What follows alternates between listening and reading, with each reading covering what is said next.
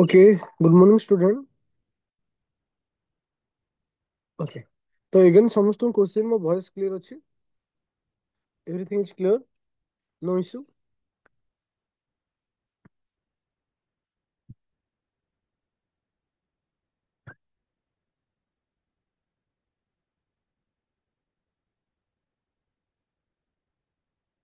କିଛି ମନେ ରହୁନି। ତାକୁ ଯଦି ପାଠ ମନେ ନ ରହୁଛି ସେଟାକୁ ଟିକେ ଲେଖିବା ପ୍ରାକ୍ଟିସ କର। ଲେଖିବା ପ୍ରାକ୍ଟିସ କଲେ ସେ ଜିନିଷଟା ଅତି ସହଜରେ ମନେ ରହିବ।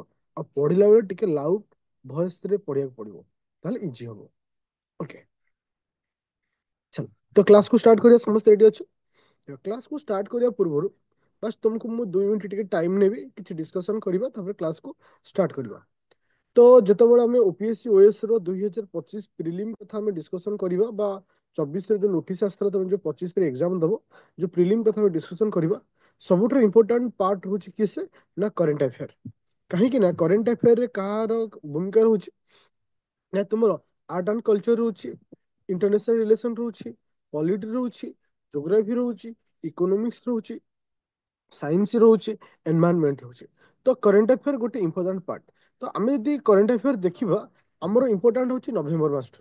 ନଭେମ୍ବର ମାସଠାରୁ ଅପ୍ ଟୁ ଏକ୍ଜାମ ଯେବେ ହବ ତାର ଠିକ 2 ମାସ ପୂର୍ବ ପର୍ଯ୍ୟନ୍ତ, ଠିକ ତାର 2 ମାସ ପୂର୍ବ ପର୍ଯ୍ୟନ୍ତ। ତ ଅଲରେଡି ଆମେ ନଭେମ୍ବରର କରେଣ୍ଟ ଆଫେୟାର ପଢିଥିଲେ, ଯାହାର ସମ୍ପୂର୍ଣ୍ଣ ପିଡିଏଫ୍ ଆଉ ସମ୍ପୂର୍ଣ୍ଣ କ୍ଲାସ୍ ମୁଁ ତୁମମାନଙ୍କୁ ପ୍ରୋଭାଇଡ କରିଥିଲି। ତ ଆଜିଠାରୁ ଆମେ ଡିସ୍କସନ୍ କରିବା ଡିସେମ୍ବର ମାସର କରେଣ୍ଟ ଆଫେୟାର।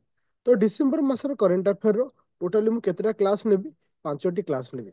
5ଟି କ୍ଲାସ୍ ଯୋଉ ରଖାଯିବ, ଟପିକ ୱାଇଜ ରଖାଯିବ। ଯେମିତି ଆଜିର କ୍ଲାସରେ ତୁମମାନଙ୍କୁ ରଖାହେଇଛି ଇଣ୍ଡିଆର ଆର୍ଟ ଆଣ୍ଡ କଲଚର। ମନେ ରଖିଥିବ ପିଲେ ଯେ ଯେତେବେଳେ ତୁମେ ସିଲାବସକୁ ଦେଖିବ, ସିଲାବସରେ ଗୋଟେ ଟପିକ ଅଛି ଆର୍ଟ ଆଣ୍ଡ କଲଚର। ଆଉ ଆର୍ଟ ଆଣ୍ଡ କଲଚର ଯେବେ ବି କ୍ୱେଶ୍ଚିନ୍ ଆଜି ପର୍ଯ୍ୟନ୍ତ 4 ବର୍ଷ ଭିତରେ ଓପିଏସସି ଓଏସରେ ଆସିଛି, ସବୁ ବର୍ଷ କରେଣ୍ଟକୁ ନେଇକି ଆର୍ଟ ଆଣ୍ଡ କଲଚର ଆସିଛି। ତ ସେଥିପାଇଁ ଆମେ ଆର୍ଟ ଆଣ୍ଡ କଲଚରକୁ ଏଇ କରେଣ୍ଟ ଆଫେୟାର ଥ୍ରୁରେ କଭର ଅପ୍ କରିବା। ଆଉ ଏଥିରେ ଯୋଉ ଯୋଉ ପଏଣ୍ଟ ମୁଁ ତମମାନଙ୍କୁ କହିବି, ଏଇଟା ବୋଥ ପ୍ରିଲିମ୍ ପାଇଁ ତମକୁ ଇମ୍ପୋର୍ଟାଣ୍ଟ ରହିବ, ମେନ୍ ପାଇଁ ଯୋଉଗୁଡାକ ଇମ୍ପୋର୍ଟାଣ୍ଟ ରହିବ ସେଟା ମୁଁ ତମମାନଙ୍କୁ କହିଦେଇଛି କୋଉ ଟପିକଟା ମେନ୍ ପାଇଁ ଇମ୍ପୋର୍ଟାଣ୍ଟ ରହିବ। ପ୍ରିଲିମ୍ ପାଇଁ ଯୋଉ କରେଣ୍ଟ ଆଫେୟାର ରହିବ ସେଟା ତମକୁ ଇଂଲିଶରେ ଦିଆଯିବ। ଆଉ ମେନ୍ ପାଇଁ ଯୋଉ କରେଣ୍ଟ ଆଫେୟାର ରହିବ ଏଟା ବୋଥ ଲାଙ୍ଗୁଏଜ ଇଂଲିଶ ଆଣ୍ଡ ଓଡ଼ିଆରେ ଦୁଇଟାରେ ଦିଆଯିବ। ତ ଫିଲହାଲ ବର୍ତ୍ତମାନ ତୁମମାନଙ୍କୁ ପ୍ରିଲିମ୍ ଓରିଏଣ୍ଟେଡ ଟପିକକୁ ଦିଆଯାଉଛି, ଆଉ ମେନ୍ ପାଇଁ ଯାହା ଥିବ ତାକୁ ମୁଁ ଓଡ଼ିଆରେ ଆଉ ଇଂଲିଶରେ ଦୁଇଟାରେ ଦେବି। ବର୍ତ୍ତମାନ ସମସ୍ତେ ରେଡି ଅଛ? କ୍ଲାସକୁ ଷ୍ଟାର୍ଟ କରିବା। ଏଭରିୱାନ୍ ରେଡି? ଆଚ୍ଛା, ଥ୍ୟାଙ୍କ ୟୁ। ଆଚ୍ଛା, ଫାର୍ଷ୍ଟ ପଏଣ୍ଟ ହଉଛି ଯେ କଣ ହେଇଛି ନା ଅବଧେଶ୍ୱର ଟେମ୍ପଲ, ଯିଏ କି କୋଉଠି ଅବସ୍ଥିତ ଅଛି ନା ତାମିଲନାଡୁରେ ଅବସ୍ଥିତ ଅଛି। ଯିଏ କି କାହା ମାନେ ୟୁନେସ୍କୋ କଣ କରିଛି choose as UNESCO Asia Pacific award of cultural heritage ଅଣ୍ଡରକୁ ତାକୁ ରଖାଯାଇଛି। ତ ଏଇଟା ବହୁତ ଇମ୍ପୋର୍ଟାଣ୍ଟ ଏଥିପାଇଁ ରହିବ ଯେ ଯେହେତୁ ୟୁନେସ୍କୋ ଗୋଟେ ନିର୍ଦ୍ଦିଷ୍ଟ ଗୋଟେ ଟେମ୍ପଲକୁ କାହା ଅଣ୍ଡର ରଖିଛି ନା UNESCO Asia Pacific award of culture heritage ର ଅଣ୍ଡରରେ ତାକୁ ରଖାଯାଇଛି। ତ ଆଜି ଷ୍ଟେଟମେଣ୍ଟ ହିସାବରେ ଏ ମନ୍ଦିରର ନାଁଟା ହଉଛି ଆମ ପାଇଁ ଇମ୍ପୋର୍ଟାଣ୍ଟ। ଯେ ପଚାରି ଦେଇପାରେ ଏବେ ରିସେଣ୍ଟଲି ଯେ ୟୁନେସ୍କୋର ଯୋଉ ଅଛି UNESCO Asia Pacific award of culture heritage, ଏବେ ରିସେଣ୍ଟଲି କୋଉ ମନ୍ଦିରକୁ ତା ଅଣ୍ଡରରେ ରଖାଯାଇଛି? ମନେ ରଖିବ ସେ ହଉଛି କିଏ? ସେ ମାନେ କୋଉ ମନ୍ଦିର ଆଉ କୋଉ ମାନେ ଷ୍ଟେଟରେ ଏଟା ବିଲଙ୍ଗ କରୁଛି? ତାମିଲନାଡୁରେ ବିଲଙ୍ଗ କରୁଛି। ତ ଏଟା ମନେ ରଖ, ଯୋଉ ୟୁନେସ୍କୋର ଏସିଆ ପ୍ୟାସିଫିକ ଆୱାର୍ଡ ଯୋଉ ଅଛି ଏଟା କେବେ ଏଷ୍ଟାବ୍ଲିଶମେଣ୍ଟ ହେଇଥିଲା? 2000 ମସିହାରେ ଏଷ୍ଟାବ୍ଲିଶମେଣ୍ଟ ହେଇଥିଲା। ଏ ଦିଟା ପଏଣ୍ଟ ତୁମମାନଙ୍କ ପାଇଁ ବହୁତ ଇମ୍ପୋର୍ଟାଣ୍ଟ। ତ ଏ ଟେମ୍ପଲ କେବେ ତିଆରି ହେଇଥିଲା? ଯେମିତି କି 1300 ବର୍ଷ ପୂର୍ବେ ଏଟା ତିଆରି କରାଥିଲା। ସାଧାରଣତଃ ଚୋଳ ଡାଇନାଷ୍ଟିକ ସମୟରେ ତିଆରି କରାଯାଇଛି। ବାସ୍ ୟାକୁ କନସେପଚୁଆଲ ପାଇଁ ଟିକେ ମନେ ରଖିବ, ଅଦରୱାଇଜ ସେଥିରେ ଇମ୍ପୋର୍ଟାଣ୍ଟ ନାହିଁ। ଖାଲି ମନ୍ଦିରର ନାଁ ମନେ ରଖିବ, ଯୋଉଟା କି ଏବେ ରିସେଣ୍ଟଲି କାହା ଅଣ୍ଡରକୁ ଅଣାଯାଇଛି? ୟୁନେସ୍କୋ ଏସିଆ ପ୍ୟାସିଫିକ ଆୱାର୍ଡ ଅଣ୍ଡରକୁ ଅଣାଯାଇଛି। ଏବେ ଯୋଉ ସେକେଣ୍ଡ ପଏଣ୍ଟ ପଢିବା, one of the most very very important topic, ଯୋଉଟାକୁ ଆମେ କହୁଛେ କୁମ୍ଭ ମେଳା। ତୁମେ ଜାଣିଥିବ ବର୍ତ୍ତମାନ ଯୋଉ କୁମ୍ଭ ମେଳା ହେଇଥିଲା, ଏଟା କୋଉ କି କୁମ୍ଭ ମେଳା? ମହାକୁମ୍ଭ, ଅର୍ଦ୍ଧ କୁମ୍ଭ, ଖାଲି କୁମ୍ଭ ନା କଣ ଏଟା? ଏବେ ଯୋଉ ରିସେଣ୍ଟଲି ଯୋଉ କୁମ୍ଭ ମେଳା ଆମର ହେଇଥିଲା, ୟୁପିରେ ହେଇଥିଲା, ମହାକୁମ୍ଭ ହେଇଥିଲା। ଯେହେତୁ କୁମ୍ଭ ମେଳାକୁ ନେଇକିରି ଅଲ୍ ୱାର୍ଲଡ ବେସିସରେ ନ୍ୟୁଜ ଥିଲା, ତ ଡେଫିନେଟଲି ଗୋଟେ କ୍ୱେଶ୍ଚିନ୍ କୁମ୍ଭ ମେଳାକୁ ନେଇକିରି ଆସିବ। ଦେଖ, ମହାକୁମ୍ଭ ମେଳା 2025, ମହାକୁମ୍ଭ ମେଳା 2025 କେବେଠୁ ଆରମ୍ଭ ହେଇଛି, କେବେଠୁ ଶେଷ ହେଇଛି, that is not important. Important କଣ ତା ବିଷୟରେ ଆମେ ଡିସ୍କସନ କରିବା। ତୁମ ମାନଙ୍କର ଯୋଉ କୁମ୍ଭର ଶବ୍ଦ, ଯୋଉ କୁମ୍ଭ, ଏଟା କୋଉଠୁ ଆସିଛି? ଏଟା କୁମ୍ଭକ ଶବ୍ଦ ୱାର୍ଡ ରୁ ଆସିଛି। ଆର ରୁଟ ୱାର୍ଡ ହଉଛି କୁମ୍ଭକ। ତ ଏଟାକୁ ଫାଷ୍ଟ ମନେ ରଖିବା। ମନେ ରଖିବା, ଆମର ଯୋଉ କୁମ୍ଭ ମେଳା ହେଇଥାଏ, କୁମ୍ଭ ମେଳା ଆମର କେତୋଟି ପ୍ଲେସ ହୁଏ? କୁମ୍ଭ ମେଳାର ଯୋଉ କେତୋଟି ମାନେ ଜୋଗ୍ରାଫିକାଲ ଲୋକେସନ ଆମେ ଯଦି ଲକ୍ଷ୍ୟ କରିବା, କେତେ ଗୋଟି ଜୋଗ୍ରାଫିକାଲ ଲୋକେସନ ଅଛି? 4 ଗୋଟି ଜୋଗ୍ରାଫିକାଲ ଲୋକେସନ ଅଛି। ମନେ ରଖିଲେ ଏଇ 4 ଗୋଟି ଜୋଗ୍ରାଫିକାଲ ଲୋକେସନ ଆମ ଏକ୍ସାମ ପଏଣ୍ଟ ଅଫ ଭ୍ୟୁ ରେ ଭେରି ଇମ୍ପୋର୍ଟାଣ୍ଟ। ଆଉ ମନେ ରଖ, ପ୍ରଥମ ହଉଛି ହରିଦ୍ୱାର। ହରିଦ୍ୱାରରେ ଯୋଉଟାକ ହୁଏ କୋଉ ନଦୀ କୂଳରେ? ନା ଗଙ୍ଗା ନଦୀ କୂଳରେ ହେଇଥାଏ। ଉଜ୍ଜୟିନୀରେ ଯୋଉଟାକ ହୁଏ ଶିପ୍ରା ନଦୀ କୂଳରେ ଏଟା ହେଇଥାଏ। ଆଉ ନାସିକରେ ହୁଏ ଗୋଦାବରୀ ନଦୀ କୂଳରେ ହେଇଥାଏ। ଆଉ ପ୍ରୟାଗରାଜ ଯୋଉଟା ହୁଏ 3ଟି ରିଭରର ମିଳନ ସ୍ଥଳ, ଯାହାକୁ ଆମେ କହୁଛେ ଗଙ୍ଗା, ଯମୁନା, ସରସ୍ୱତୀର ମିଳନ ସ୍ଥଳୀ ହେଇଥାଏ। ତ ତୁମକୁ ଏଟାକୁ ମନେ ରଖିବାକୁ ପଡିବ 4ଟି ଜାଗାର ଜୋଗ୍ରାଫିକାଲ। ଯଦି ଆମେ କୁମ୍ଭ ମେଳାର ଜୋଗ୍ରାଫିକାଲ ମ୍ୟାପ ଦେଖିବା, ଯେ 4ଟି ଇମ୍ପୋର୍ଟାଣ୍ଟ ପ୍ଲେସ ରହୁଛି। ହରିଦ୍ୱାର ରହୁଛି, ଉଜ୍ଜୟିନୀ ରହୁଛି, ନାସିକ ରହୁଛି, ପ୍ରୟାଗରାଜ ରହୁଛି। ଯେ ହରିଦ୍ୱାରରୁ କୋଉଠି? ନା ତୁମମାନଙ୍କର ଗଙ୍ଗା ନଦୀ କୂଳରେ। ନାସିକରେ କୋଉଠି? ଗୋଦାବରୀ ନଦୀ କୂଳରେ। ତ କୋଉ ନଦୀ କୂଳରେ ଏଟା ହଉଛି? ଏଟାକୁ ଭେରି ଭେରି ଇମ୍ପୋର୍ଟାଣ୍ଟ ଆମର ଏକ୍ସାମ ପଏଣ୍ଟ ଅଫ ଭ୍ୟୁରେ। ତାପରେ ଆମେ ଦେଖିବା, ଆମର ଯୋଉ କୁମ୍ଭ ମେଳା ଅଛି ତାର ସମୟ ବା ଟାଇମର କ୍ରାଇଟେରିଆ ରହିଛି। ଟାଇମର କ୍ରାଇଟେରିଆ ରହିଛି। ସାଧାରଣତଃ ନର୍ମାଲି କୁମ୍ଭ ମେଳା ସେଲିବ୍ରେଟେଡ ଏଭ୍ରି 4 ଇୟର। ପ୍ରତି 4 ବର୍ଷରେ ଥରେ କୁମ୍ଭ ମେଳା ଆମେ ଆୟୋଜନ କରିଥାଉ।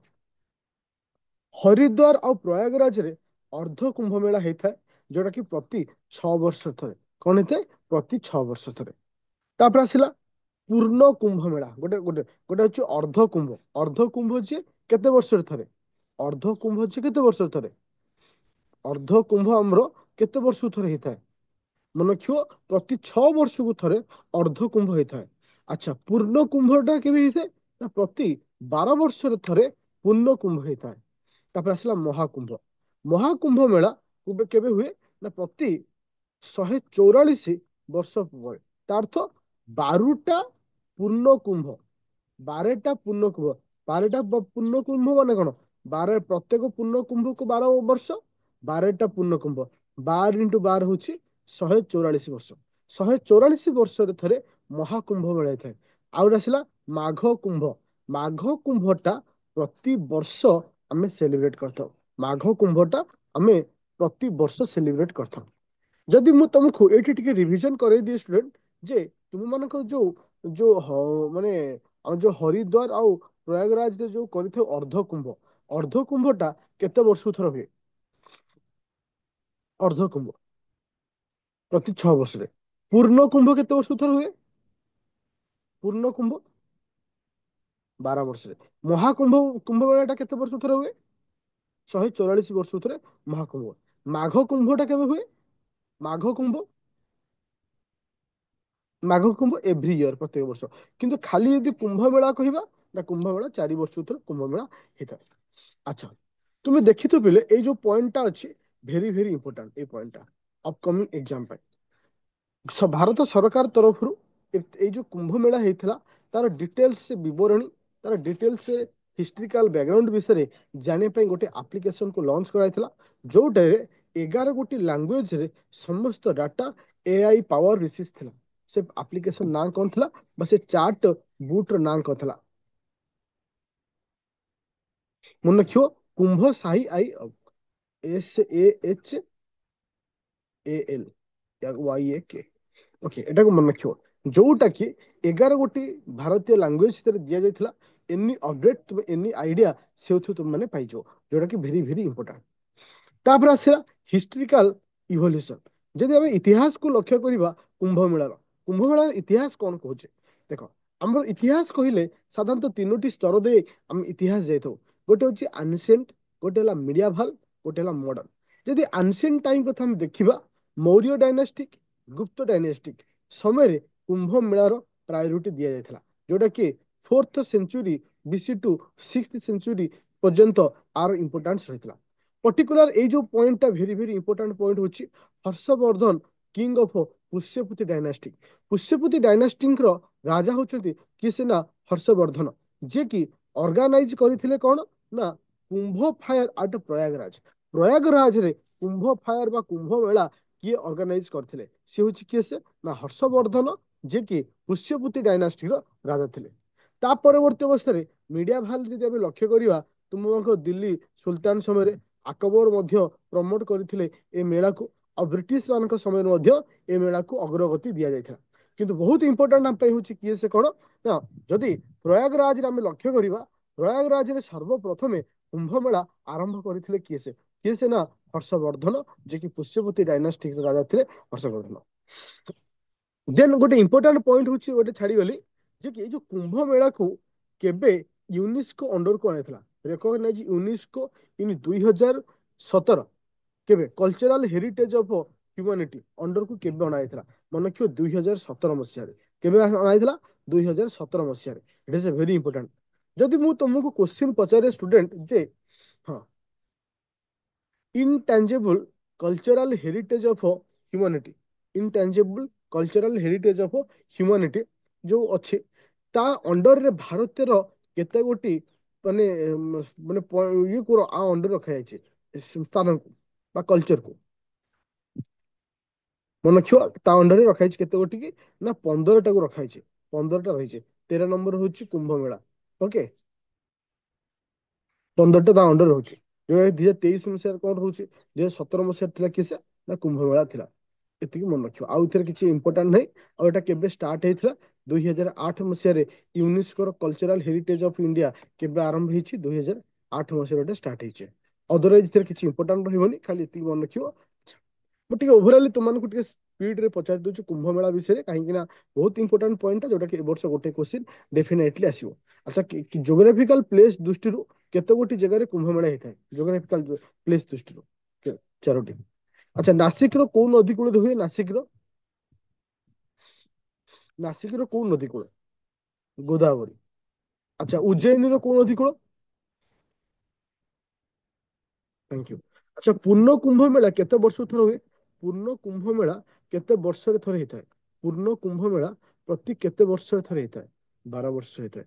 ଆଚ୍ଛା, ଏଥର ଯୋଉ ମାନେ ଆପ୍ଲିକେସନ ଡେଭଲପ କରାଯାଇଥିଲା ଗଭର୍ଣ୍ଣମେଣ୍ଟ ଅଫ ଇଣ୍ଡିଆରେ, ଯୋଉଠି 11 ଗୋଟି ଲାଙ୍ଗୁଏଜ ଦିଆଯାଇଥିଲା, ସେ ଆପ୍ଲିକେସନ ର ନାଁ କଣ ଥିଲା, ଯାହାକୁ ଆମେ କହୁଛେ ଏଆଇ ପାୱାର ଚାଟବୁଟ ବୋଲି ଆମେ କହୁଛେ? ଆଚ୍ଛା। ଆଚ୍ଛା, ୟୁନେସ୍କୋର କେବେ କଲଚରାଲ ହେରିଟେଜ ଅଣ୍ଡରକୁ ଆସିଥିଲା କୁମ୍ଭ ମେଳା? ଆଚ୍ଛା, ମତେ କୁହ କୁମ୍ଭ ମେଳା ପ୍ରୟାଗରାଜରେ କିଏ ଆରମ୍ଭ କରିଥିଲେ? କୁମ୍ଭ ମେଳା ପ୍ରୟାଗରାଜରେ ହର୍ଷବର୍ଦ୍ଧନ। କିଏ ସେ? ହର୍ଷବର୍ଦ୍ଧନ। Thank you. ଆଚ୍ଛା, ତାପରେ ବର୍ତ୍ତମାନ ଆମେ ଲକ୍ଷ୍ୟ କରିବା Sahitya Akademi award. One of the most important award ବୋଲି ଆମେ କହିପାରିବା। ସେକେଣ୍ଡ ହାଇଏଷ୍ଟ ଲିଟରାରୀ ଆୱାର୍ଡ ଆମେ କହିପାରିବା ଆଫ୍ଟର ଜ୍ଞାନପୀଠ ଆୱାର୍ଡ ପରେ। ଜ୍ଞାନପୀଠ ଆୱାର୍ଡ ହେଉଛି ପ୍ରଥମ ଲିଟରାରୀ ଆୱାର୍ଡ ବୋଲି ଆମେ କହିପାରିବା, ସାହିତ୍ୟିକ ଆୱାର୍ଡ ବୋଲି କହିପାରିବା। ଠିକ ତା ପରବର୍ତ୍ତୀ ଆୱାର୍ଡ ହେଉଛି ସାହିତ୍ୟ ଏକାଡେମୀ ଆୱାର୍ଡ। ମୋର କହିବାର କଥା ହେଉଛି ଷ୍ଟୁଡେଣ୍ଟ, ସାହିତ୍ୟ ଏକାଡେମୀ ଆୱାର୍ଡ କେତେ ଗୋଟି ଲାଙ୍ଗୁଏଜରେ ଦିଆଯାଇଥାଏ? ସାହିତ୍ୟ ଏକାଡେମୀ ଆୱାର୍ଡ କେତେ ଗୋଟି ଲାଙ୍ଗୁଏଜରେ ଦିଆଯାଇଥାଏ? ସାହିତ୍ୟ ଏକାଡେମୀ ଆୱାର୍ଡ କେତେ ଗୋଟି ଲାଙ୍ଗୁଏଜରେ ଦିଆଯାଇଥାଏ? ମନେ ରଖିବ, ସାହିତ୍ୟ ଏକାଡେମୀ ଆୱାର୍ଡ ଆମର 24ଟା ଲାଙ୍ଗୁଏଜରେ ଦିଆଯାଇଥାଏ।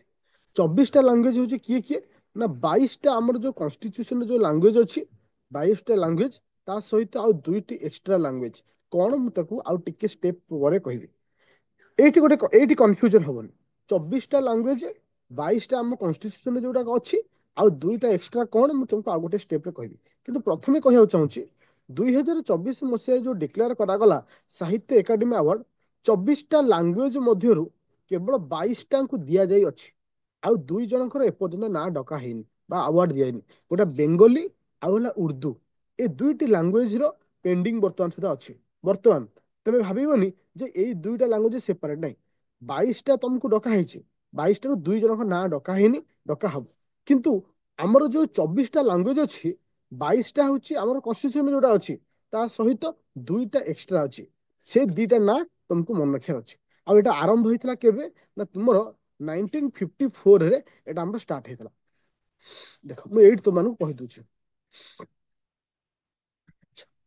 ଆମର ଯୋଉ 24ଟା ଲାଙ୍ଗୁଏଜ ରହୁଛି, 24ଟା ଲାଙ୍ଗୁଏଜରୁ 22ଟା ଲାଙ୍ଗୁଏଜ ହଉଛି କିଏ ସେ ନା ଆମର 8th ସିଡ୍ୟୁଲ୍ଡ, ଯୋଉ ଆମ ସମ୍ବିଧାନର 8th ସିଡ୍ୟୁଲ୍ଡରେ ଯୋଉ 8 ଗୋଟି 22ଟି ଲାଙ୍ଗୁଏଜ ଅଛି, ତା ସହିତ ଆଉ 2ଟି ମୁଖ୍ୟ ଲାଙ୍ଗୁଏଜ, ଗୋଟେ ହେଲା ଇଂଲିଶ ଆଉ ହେଲା ରାଜସ୍ଥାନୀ।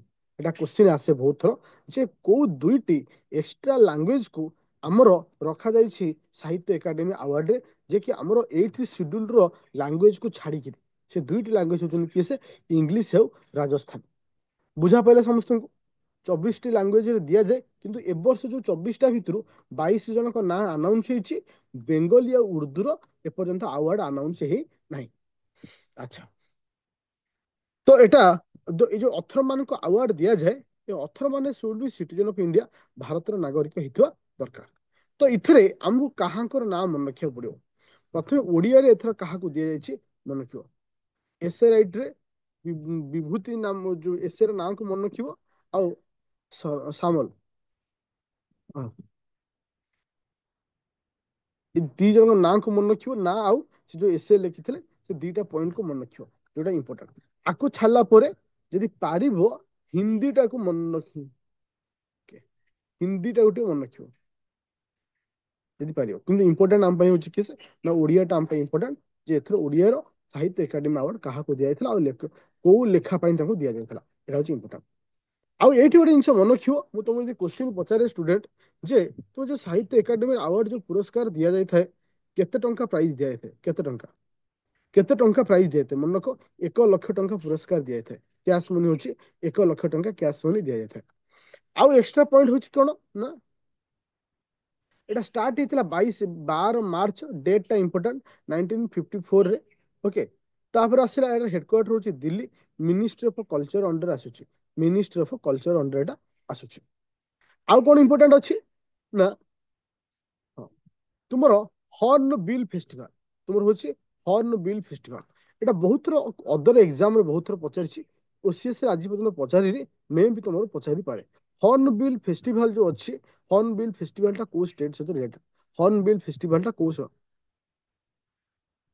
ହର୍ନ ବିଲ୍ ଫେଷ୍ଟିଭାଲଟା କୋଉଠି? କିଏ କହିପାରିବ? ନାଗାଲାଣ୍ଡ।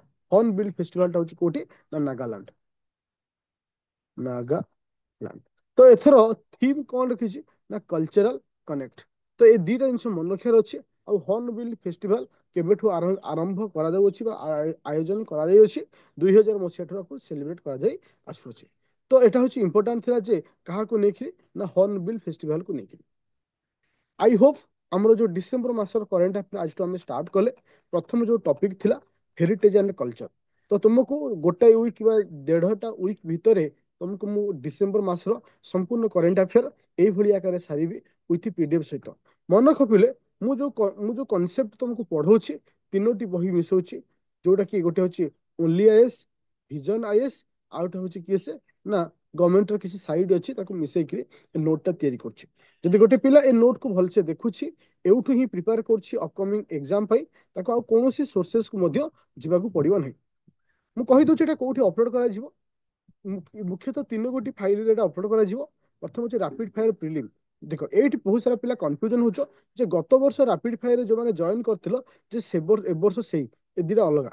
ଆଉ ଗତ ବର୍ଷ ଯୋଉମାନେ ଜଏନ କରିଥିଲେ ରାପିଡ ଫାୟାରରେ, ସେଥିରେ ଏ ଜିନିଷ ଦିଆଯିବ ନାହିଁ, ସେ କ୍ଲାସ ବି ଆଉ ଦିଆଯିବନି, କାରଣ ଏଟା ଗତ ବର୍ଷର ଥିଲା। ଏ ବର୍ଷ ନୂଆ ରାପିଡ ଫାୟାର ହେଇଛି। ଏଇଠି ତୁମେ ପିଡିଏଫ୍ ରେକର୍ଡିଂ କ୍ଲାସ ପାଇବ। ଯୋଉମାନେ ପ୍ରି ଆଉ ମେନ୍ ପ୍ଲସ୍ ବ୍ୟାଚରେ ଅଛ, ସେଥିରେ ବି ପାଇବ। ଆଉ ଯୋଉମାନେ ଓଲ୍ଡ ବ୍ୟାଚରେ ଥିଲ, ସେଥିରେ ମଧ୍ୟ ଦିଆଯିବ। ଏନି ଡାଉଟ୍ ଥିଲେ ତୁମେ ପ୍ଲେ ଷ୍ଟୋର ଯିବ, ଡାଉନଲୋଡ୍ କରିବ ଆଦିତ୍ୟ ଏକାଡେମୀ ଆପ୍ଲିକେସନ। ସେ ଥ୍ରୁରେ ସବୁ କନସେପ୍ଟ ଜାଣିପାରିବ, କିମ୍ବା ମୋତେ କଲ୍ କଲେ ତୁମକୁ ବତେଇଦେବି। Okay, thank you.